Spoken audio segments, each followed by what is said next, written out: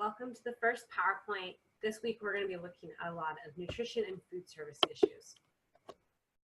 We're going to be looking at the requirements for feeding children in early childhood education programs. We're also going to be looking at the importance of kind of nutritionally balanced meals, specifically using what I will refer to as the food program, which is the official, or which is a kind of nickname that many of us use for the USDA's Child Care and Adult Care Food Program, which many of you are already using as well. We're going to look at the specific nutritional requirements for infants, toddlers, preschool age, school age, mixed age, and special issues as well. I will do a little tiny bit about food handling and sanitation. It's not a lot. That is a huge part of our job as supervisors to make sure that our staff is doing it correctly. When I first started, I did not have a lot of understanding about that, and I did end up taking like a 40-hour food and handling certification in order to learn more as part of my job running a very large center. Many of you don't need to, or maybe don't have that option, but you might want to consider it as well, and we'll talk a little bit more about it. So in most of our programs, they are going to be with us long enough to require some kind of food. Even a short 2 to 3 hour part day program will still give a snack or a lunch or something like that. There is a diversity in ways that we can provide food for children. Sometimes it's brought from home. Sometimes it's a provided snack or meal provided by the program. We do want to make sure that food is of high quality and then enough quantity for the children enrolled, and then prepared safely as well. Those are kind of the 3 key points. We don't have a lot of control about the quality that our parents bring, although, you know, really nutritionally sparse or not nutrient dense food, we might want to have a conversation with the parent about, you know, doing some kind of nutritional education about, you know, your child is very active, foods that are very high in sugar will give them, you know, a fast acting energy, but then they might crash later on. Talking about the types of, you know, high protein, some good carbs from the vegetables, that's the type of thing that we like to serve at schools in order to keep children kind of nutritionally powered throughout the day. We can't really control it from the homes, though, to a certain extent. So for the programs that are providing the food, we need to know and we need to make sure, and a big part of today is making sure that it is of quite high quality. It's nutritionally dense. There's nothing that we would consider like empty calories or anything like that. We're not just giving, you know, a bunch of Fritos, you know, a Coke Zero, and some hot Cheetos. You know, we typically try to provide something that is well-rounded and balanced, specifically if we're using the food program, which tells us exactly what we can and cannot provide. We also need to have enough quantity for children enrolled in your program. A no-do moment. Everybody kind of knows that, but that is something that licensing comes and they look through, and they're trying to find the programs that are not providing enough quality or quantity for the children that are there. If you don't have enough food in order to feed everybody snack or something like that, that's a major no-no with licensing and an automatic hit and violation as well. And then it needs to be prepared safely. Most programs, larger programs, have some kind of cook, part-time or full-time on staff if they're making the meals as well. Some places are really lucky they come from a cafeteria, like they're an on-site for a workplace or a lab school or something like that, where the food comes over already prepared, which is nice as well. We do need to make sure that it is prepared safely. Any kind of food that we're providing, once again, that's something licensing is looking for. And foodborne pathogens and all those types of things, we don't want to get the kids sick. That would be the worst thing in the world if we gave everybody food poisoning because we had inadequately, you know, prepared and served stew. Just basic general information. The USDA, the U.S. Department of Agriculture, has the DRI, which is Dietary Reference Guidelines. It's the federal guidelines for the nutrients of food. Most programs are based on these types of ideas. It looks They also have dietary guidelines, which looks at the quality of the nutrients for calories and also kind of an active lifestyle, which is also something that most of us kind of want to talk about: movement and using your body, and how vitamins and minerals in your food, proteins and carbs and things like that, protein can really help children in those goals and being able to move their bodies. We're talking to parents about this, and we're talking to children as well.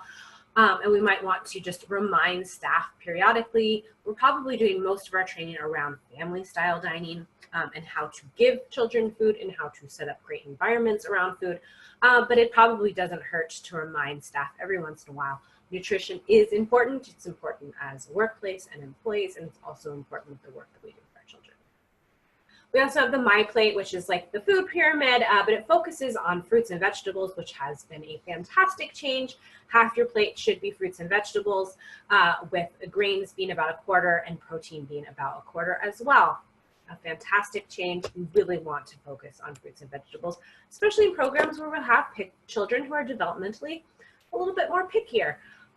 So we want to prioritize trying, tasting, using that peer pressure for the positive, getting them to taste things and try things they might not have been exposed to at home. We can do it by having the children see the teachers that they love and the children they love to spend time with, eating new and diverse types of foods. Balanced meals as well. You also need to be offering water and appropriate liquids, milk, and then the alternative milks for children who are allergic. I really don't, I mean, you can serve fruit juices as well. I know that a lot of programs are starting to get away from that. It's part of the USDA, but a lot of programs are looking instead to offer the whole fruit instead, and then water and milk as kind of the only available liquids, which kind of follows with things that we're learning about nutrition as well. You do need to make sure that you are checking labels when you're buying, and then at intervals afterwards, I'll tell you story time why I bring this up. So when we were serving juice per the USDA, that was something that we could serve. We bought a specific brand from Costco. We did all of our shopping from the business part of Costco. I think it was Juicy Juice or something like that, was 100% juice. When we contracted with them, that is what we either picked up or we delivered. One day we looked and it had changed. We didn't realize it. It was not 100% juice. It was like 25, and it was something like that. So it did not meet licensing standards, and it did not meet the USDA standards as well. So we took it off the shelves. We had a large pantry, and so we took it off the shelves. I put it with our employee food. So we had a whole thing that was labeled employee food, all of our like taco shells and things that we would have for when we would have potlucks together. And we, like every other Friday, we would have, kind of a shared meal as kind of a employee incentive, or just kind of team building and bonding. So we had a whole entire shelf. I put it on that shelf right next to all of the other food that we wouldn't serve children, like chips and things like that that we would have on these special occasions. That was labeled employee food. Licensing analysts came out, saw our pantry, approved, went through the employee food things one by one, even though it was separate and the entire thing was labeled, and most, except for these juice, were labeled employee foods. I got a big violation, and I actually had to tell all of the parents about the juice debacle, as I was now referring to it.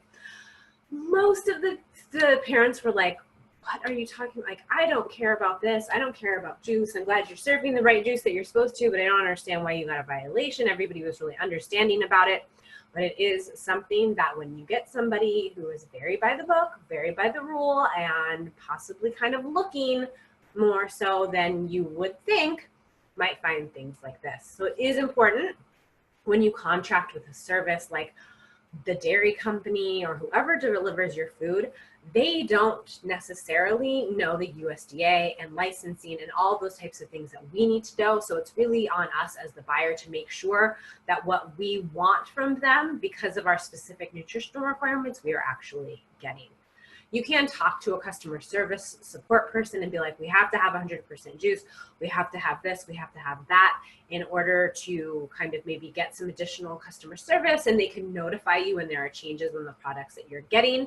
That's not always the case with the deliveries that you have. I don't think there's that option with Costco, but there might be with like Hollandia or the dairy places as well here in San Diego County. We also want to make sure that we're focusing on whole foods and getting away from higher sugar and higher fat options as well. I've seen a real shift in how we are looking at nutrition within early childhood education programs, which is fantastic. Before it was just like, here's some goldfish. I love goldfish. There's always a place for goldfish with preschoolers as far as I'm concerned. But I have also seen shifts towards like really experimental things, serving bok choy or jicama, or things that maybe children are not necessarily always being exposed to, in addition to regular vegetables that we know they're going to eat, like the broccoli and the cucumbers and the baby carrots and things like that. There has been efforts by teachers primarily to support this type of thing. As a director, even if it's not coming from you, I would support those great kind of decisions and support staff in making those kind of decisions and in implementing great nutritional practices in their classrooms. That's something that we really would like to support people on. All right, so once again, we have the Child and Adult Food Care Program, the CDHV. I'm just going to call it the food program once again, as I kind of have been through this whole class, but it is this kind of specific thing. So really what it is detail specific requirements per age group, per meal, and per food group about what you can sign. Licensing really cares enough about quantity and for each child, so making sure that you are physically providing children enough food to eat and that it is of good quality. It's not yucky, it's not molding, it's rotten, anything like that. It is still within its expiration dates, and that there is enough of it. That's really their concern. And then also that you are storing it safely in a kitchen that is safe and prepared for food handling as well. They have more specific requirements. I do suggest that even if you do not use the food program, that you do use it to a certain extent. So if you are providing food, but you are not getting money from the food program in order to do it, you're not wanting to do the paperwork, whatever it is at this point, I would still use the charts and the information and the resources that the food program offers you, because you're automatically going to meet licensing standards. If you are doing this, you are offering enough quantity and you're offering things that are nutritionally balanced as well. So I would really recommend that if you're not using the food program, think about it. And if you, because it's worth the paperwork and it's worth the hassle and things like that, especially from a director's point of view. And it is also worth it to be aware of it so that you're meeting licensing just automatically. If you want more information about the food program, I have this video here where it's talking about what the actual food program is. It's coming from the government, it's talking about nutritious meals and snacks. So some specific information. It's called What is the CACFP? And it is on YouTube like always. Also, if you are making the switch in your program to using the food program, you are going to need to train your staff on how to use the food program, introductions like this, or reminding them we use the food program and that's why we do family style dining and that's why we do this and why we do that might be part of a staff meeting as well, or regular staff that you just have. We're going to jump into feeding different age groups. I know we have tons of age groups. And then if you're FCC, you have very mixed age groups as well. So the children that you're currently serving or want to be serving will be touches of it in each area. But we do know that how they're fed varies really greatly with the program type, what kind of food and how often you're offering hours and things like that, and the age group that you have. Infants' nutritional needs vary very differently than a child in elementary school. Obviously, you know, an infant needs breast milk or formula for the first 6 months, and then after that, food before 1 is just for fun, whereas a child in elementary school might need a really nutrient-dense snack after a very long day of school. They might need a relaxing time to chill out with their friends, have a snack, have a cheese stick, some celery, and some ranch, and then go burn off some energy and wind down from a busy day at school. So I'm going to give you some guidelines that goes through this family style dining. And this is from our textbook. So this is age-related eating behaviors as well. I do like this page. Is this from, yes, I believe, no, I'm sorry. This is from the book, Nutrition and the Young Child by Martz, M-O-R-O-T-Z. It's at the top of the screen. And I do like this age-related eating behaviors. I think that it is also online as well. But it's talking about what's happening at 1 all the way to 10 to 12 years old. So sometimes we need to remind staff and remind ourselves that behavior is changing, identity is changing, our exposure to new things within peer groups as well is changing. And so what we like and how picky we are is going to change through the lifespan and in the ages that we provide care for. That might also be some training that you might provide to yourself as a reminder and to your staff as well. I also really like this video when it comes to training staff, family style meals in the childcare setting. Once again, everything that I provide video wise is also on YouTube for you guys to take kind of advantage of as well. Family style dining is kind of the industry practice that most of us engage in. We should be engaging in it. Children should be sitting down, serving themselves with child appropriate sized utensils. And the meal times are a time to relax and to chat and to kind of bond as a classroom team with the children that you have as well. It's very easy to not do family style dining. It's very easy to, you know, place out the half cup of beans that every child needs, and then the cornbread, and then, you know, something like that. And then while they are eating, to be setting up for the next activity or getting ready to go outside or to be putting the nap mats out. It's really easy to engage in that behavior, but it is not a best practice. Think of this as the time in your lesson plan. This is the time that I check in. Anytime that I've had concerns brought up, a lot of child abuse allegations from children have come at this time. There's something about the act of eating with other people that lets them bring up concerns or issues in their own life. A less kind of heavy moment, they'll tell me funny stories about their life, and they just kind of have this time to bond over food with their caregiver. We need to remind our staff, because it's so much easier not to do that. We've had a really long week. It's Friday, but then every day kind of turns into Friday and we've gotten away from family style dining. Videos like this can help remind your staff why we do it. When it comes to feeding infants, infants need a lot of the emotional bond and the connection and the attachment as much as they need, you know, the expressed breast milk from their parent or the formula as well. Also, if we can, offering a nursing space for parents, especially new mothers who maybe have had to go back to work in the first 3 months as well. I loved it when I always had parents walked across the parking lot from their job and were able to come nurse on lunch breaks and things like that. So if that's something in your community, people's commute is not that long, you know, definitely think about having a rocking chair off to the side or just an area where a nursing mother could come and actually nurse. As a mother who used to pump, I knew that I would have really appreciated that. It wasn't available to me because I lived way too far away, and so I had to pump. But it's much easier to just come and feed your child. First 6 months, milk only, formula, pumped breast milk, or nursing from the mother in a space that you have in your center as well. Then after that, food for one is just for fun. And as infant room teachers, if you have ever been an infant room teacher or run an infant program, a lot of it is educating the parents about what to do at this age. What can you give a child? What can't you give a child? Like honey and things like that. We don't typically allow additives added to the milk unless indicated by a doctor's note. So putting,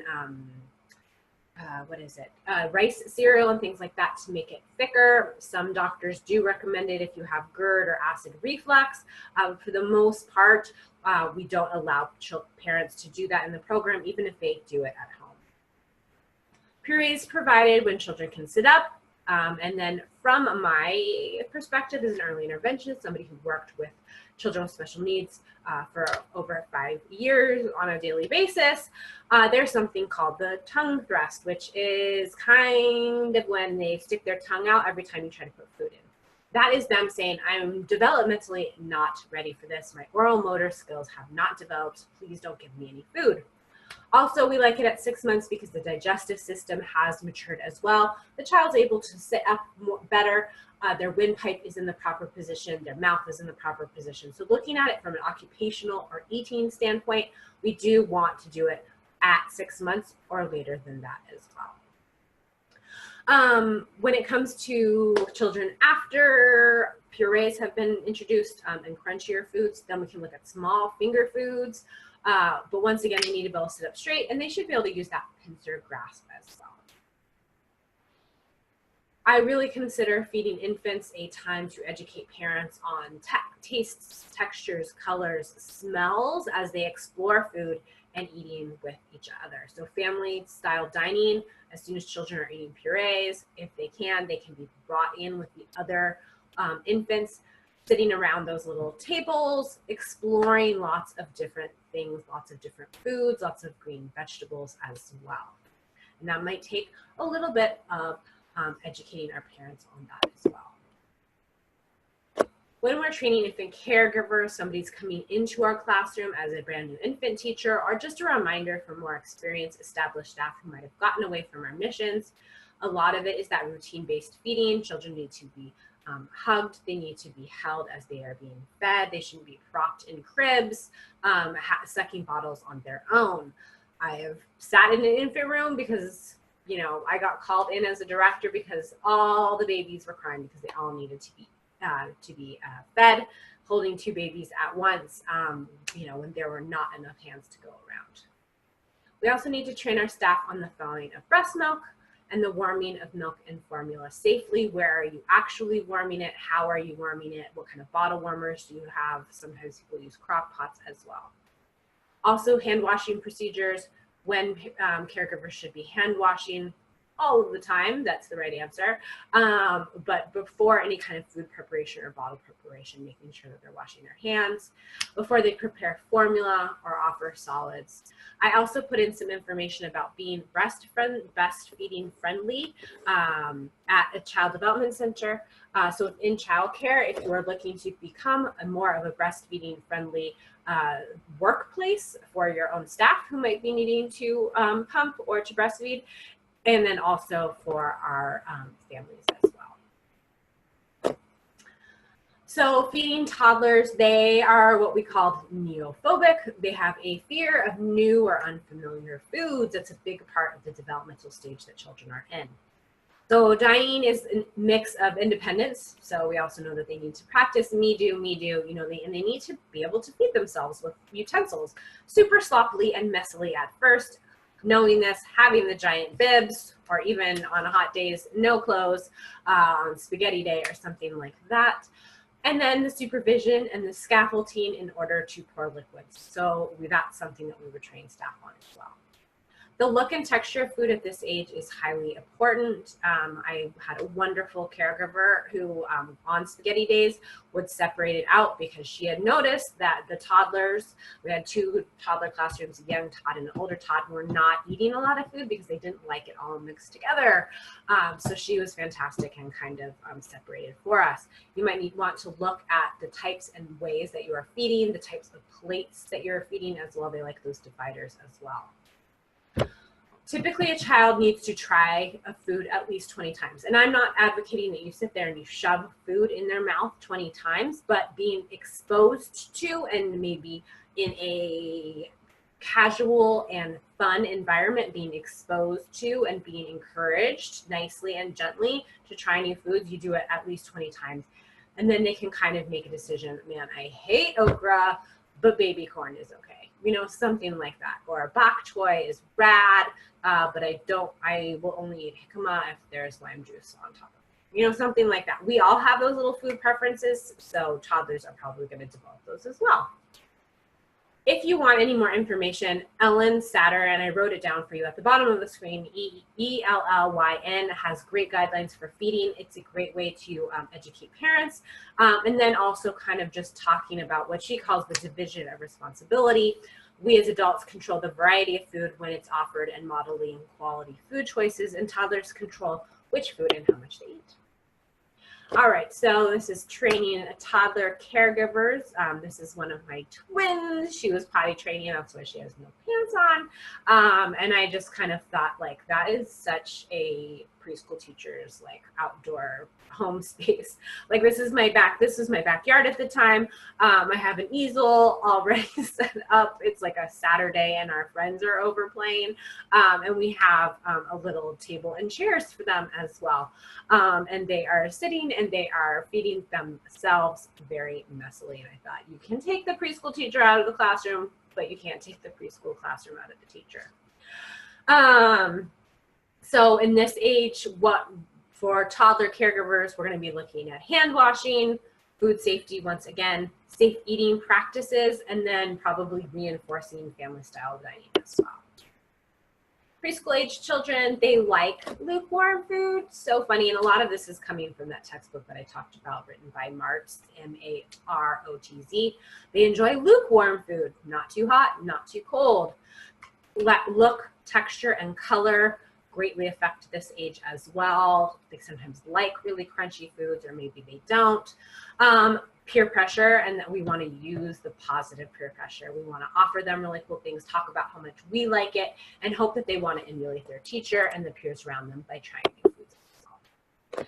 So what else is important at this age? Obviously hand washing again, and food handling again. When are you wearing gloves? How are you getting the food to your classroom? How are you serving it? And then just really looking at family style dining for preschoolers and infants and toddlers. It was definitely exploring them and allowing them to explore. Now we're looking more at conversation, so our cognitive, social, emotional, and language abilities are being strengthened during this time, and then cooperation and manners and please and thank you and giving people bowls and things like that. So a little bit more of like the adult aspect of eating can be prioritized as well. They should be able to use their forks and spoon really well. They should be able to pour water. So maybe we can encourage them to pour water for other people or to pass the peas really nicely. Feeding school-age children, so typically we have an AM and PM meal, maybe a breakfast and a snack. I typically had this be a little bit longer in my centers, and it was a free choice activity. So once children had, typically after kindergarten, so first grade and up, I typically prioritized foods that were a little bit more shelf stable, that could kind of stay on the table for up to an hour, and then they would be thrown away. Letting students know that they, every day from 3 to 4 is when snack is provided. You can come and get it as you want, kind of giving them some independence on this. Definitely strongly encouraging children to come sit down. Staff was sitting down, and they'll typically gravitate to around us. I did notice that some of the children coming off of a really long day in the school age programs, you typically transition straight into snack. Which is great, but for some kids, and that's why I had it for an hour, they literally needed to run their bodies. They needed to do monkey bar and swing and do all of the things that they had held in all day. They needed to do all of that big body movement. And then in the last 10 minutes, they would shove celery into their mouth or something like that. It's great to be able to offer them the opportunity to independently select their food choices, kind of giving that option to them as they're growing older and they're hitting middle childhood as well. A salad bar or a fruit salad bar or something like that where they can build their own.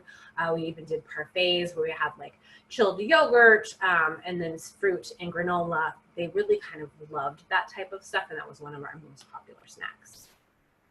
They do need less snacking as well. So typically you're only providing an afternoon snack. Sometimes you might provide breakfast depending on how soon you start and if they don't go to the elementary school and at what time they do. Cooking activities and cooking clubs are one of the things that I love about this age. We can do some cooking in preschool, absolutely, but definitely in this age, you can give them a bunch of butter knives and somebody's probably not going to get stabbed or, go to the hospital with stitches or anything like that. So safety knives or butter knives, things like that. They can read recipes now.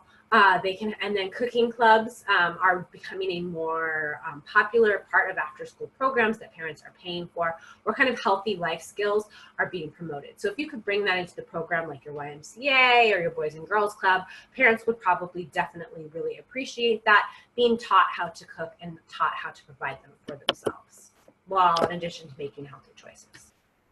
So once again, we need to give our staff hand washing and food safety policies and procedures, and then also looking at snacks and meal times. So looking at the possibility of having longer duration snacks and giving children more freedom and autonomy over what they choose and how and when they eat as well. So if we're looking at mixed age, you either have mixed age within your program or you're an FCC provider. We have some challenges to that. Our routines can be really off, infants and what they need, and then the eating school schedule of older children can be kind of difficult. You know, it's always like the baby is crying when you need to like get the sandwiches out of the fridge for the older children. Also making sure that we have safe food choices for infants while providing variety for older children. So some of the things that you're providing for the older children is not appropriate for the infants. How do you kind of separate them as possible or keep the infant out of the foods that's not appropriate? There are some definite strengths to the food program within FCC homes as well, or mixed age homes. Peer modeling, so infants and toddlers are growing up, seeing their older peers who maybe have more diverse palates and are trying newer foods. It is a true home-like setting that encouraging children to eat and just naturally lending itself to the conversations and the bonding experiences that we have in our own home. It also encourages cooperation and patience through the mixed age kind of ways that we're looking at feeding. And then peer modeling of manners. Once again, what the older children are doing, they're hearing please and thank you from the very beginning. The best thing to do is to prep food before families arrive. I told you that I subbed in an FCC home and she would do this. So like Fridays were always pizza day and the children helped make the pizza, but she has like the boboli or the pizza dough already put out with tomato sauce in the fridge, takes it out, and the children sprinkle the pepperoni and the cheese on it, something like that. Tuesdays were usually taco days. She would have the tortillas already in the fridge. You know, the meat is just ready to be heated up. The tomatoes are already chopped up, things like that. So it was done before the start of kind of your business day, because you might not have the opportunity if you have really mixed age with infants and toddlers to go cut a bunch of tomatoes when the children are there kind of eating. Sometimes people only have the parents bring in lunches and then the program can provide snacks. That might also be something that you want to consider as well. And then cyclic menus. So this teacher kind of had things that repeated every single week. So tacos would change, but it was always Taco Tuesday and Pizza Friday.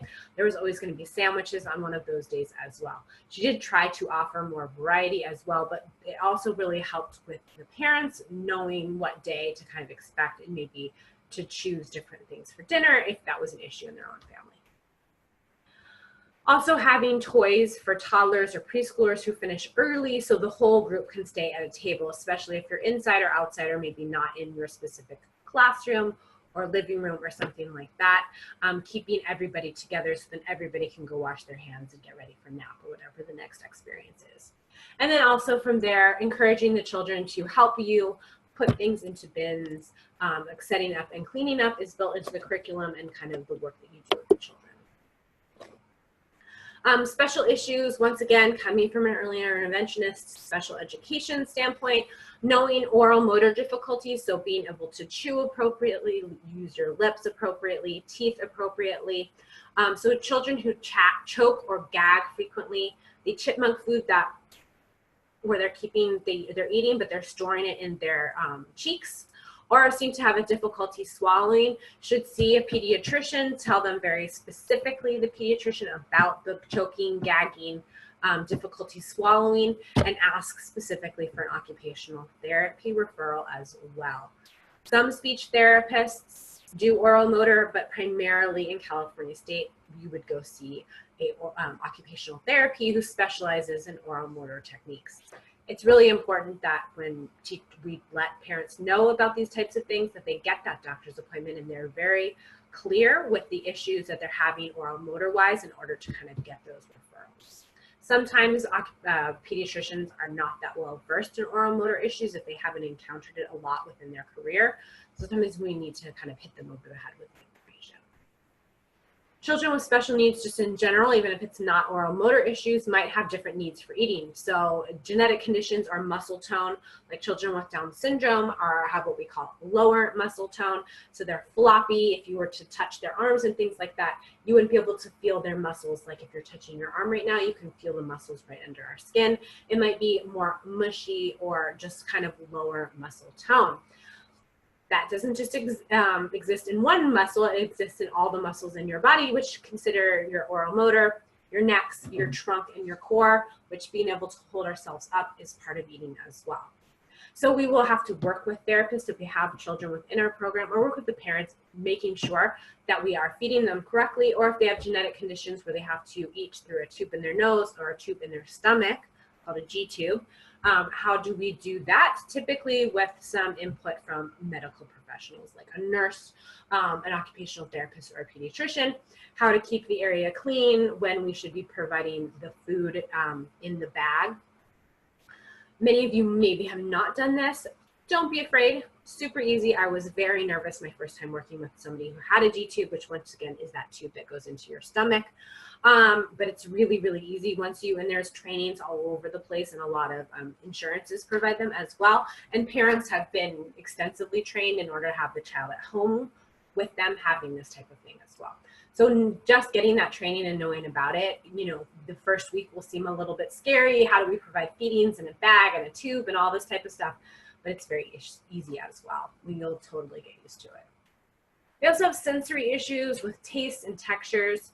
If it affects their ability to play with others, to eat with others, they can't seem to ever have crunchy, or they can't have smooth or oatmeal textures, like that kind of chunky pureed texture.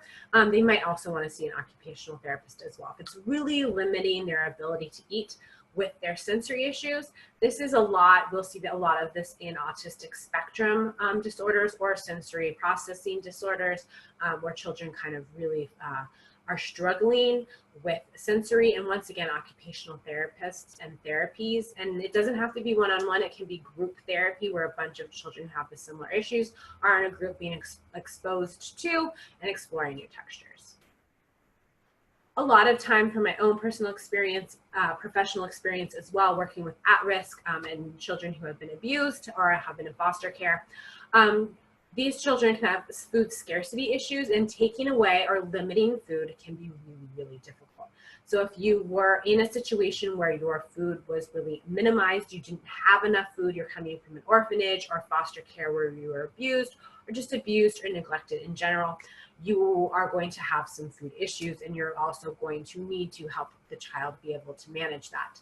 They typically will hide food in their backpacks, under their nap mats. They'll eat excessive amounts of food because they were kind of taught through experience, and unfortunately children have had to go through this like other people, get your food while you have the opportunity to get it. So in this case, limiting food or taking it away can really kind of set off some social and emotional issues within the child. Once again, you're going to need to talk to a counselor or somebody like that. An occupational therapy could probably point you in the right direction with ways that you can support children knowing that they're going to get enough food. All right, so we're writing a policy for feeding one age group. So you're going to pick infant or preschool or school age or mixed age. So don't do all of them. And if you want to do all of them, I'll read it absolutely and give you feedback. Maybe you're going to open a program soon that has all of those. But what I am actually grading on is pick one age group, infant or preschool or school age or mixed age. Then write a policy and not procedures. So policy, once again, is the bigger overarching kind of idea, philosophy, vision, and then the procedures kind of tell us specifically how to do it. And then even a smaller subset of that would be the rules as well. So the importance of meeting certain age groups' needs, how this age group eats, developmentally, what they are exploring. So we don't need exact specifications. That would be more in a detailed procedure or like a training module or a video or something like that. So you're just writing a policy about family style dining, how infants eat, how mixed age eats. And it's can be tailored towards the parents as well. This is specifically for staff. But taking some of that information, you could be able to change it towards parents later on if you wanted to add it to a handbook or train parents in it as well. What does licensing say? Licensing always has something to say. But they do, and I've listed, so they actually have a safe food handling from licensing kind of sheet for you guys. I've linked to it as well. So food prep is safe and healthful. They're really looking at foodborne pathogens, safe handling of foods, and very clean, hygienic workspaces within your kitchen. Once again, I've talked about the quality and quantity of foods and why it's important that we kind of look at our food program. Then meals and snacks are served typically, and this is where they're talking about 2 out of 4 food groups. So if you're following the food program or you know about it or you're familiar with it, and you're generally following it, you will be meeting those standards. They also said that menus are written and posted 1 week in advance. So you're putting your menu out. Typically, I would put it out on Friday so that everybody would know what it was that coming week. Pesticides, toxics, chemicals, soap, and cleaning materials are not stored with food. They should be in a closet, way off to the side, probably even in a shed. That is not on a playground, that is very locked as well, would probably be a best practice. But obviously those types of things should not be stored with food, especially pesticides and toxic chemicals. When they're looking at the kitchen and food area, it needs to be sanitized. So the NIAC has information about sanitizing, cleaning, and disinfecting. What does sanitization mean?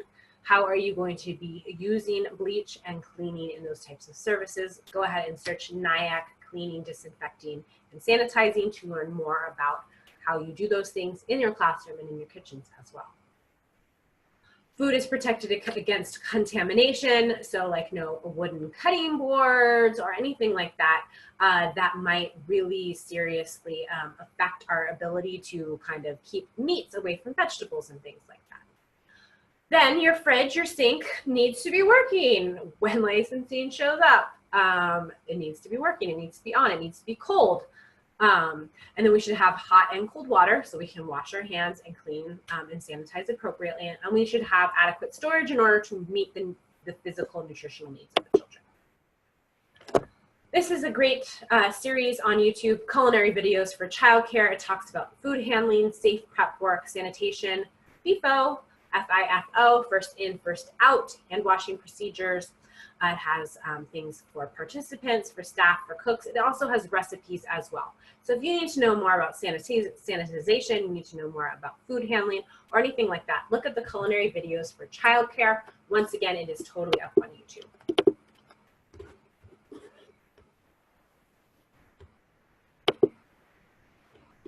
In conclusion, we have a lot of responsibilities as directors, assistant directors, or people in management. One of them is to make sure that even if we have cooks, that we are providing safely prepared and nutritious meals for the children in our care. If it comes down to us, how are we going to do it? How are we going to prioritize it? And which way are we going to facilitate menus and meal production for the children in our program? Why do we do this? Because we need to support healthy life skills. That's a lot of what we do. We prioritize social and emotional. We prioritize cooperation, cognitive. This is a life skill. Being able to eat and to fuel your body appropriately is a great part of what we do. We want to make it fun and appealing and family style and bring in that social and emotional aspect as well. Also knowing and recognizing and supporting that each age and ability level has their own feeding needs. And that's why in this online work that you're going to be doing, you're going to be looking at one specific age group and how you're going to communicate how children eat at that age and why family style dining is so important at that age as well. All right, thanks so much. There's one more video on budgeting and the food program as well. Have a great week.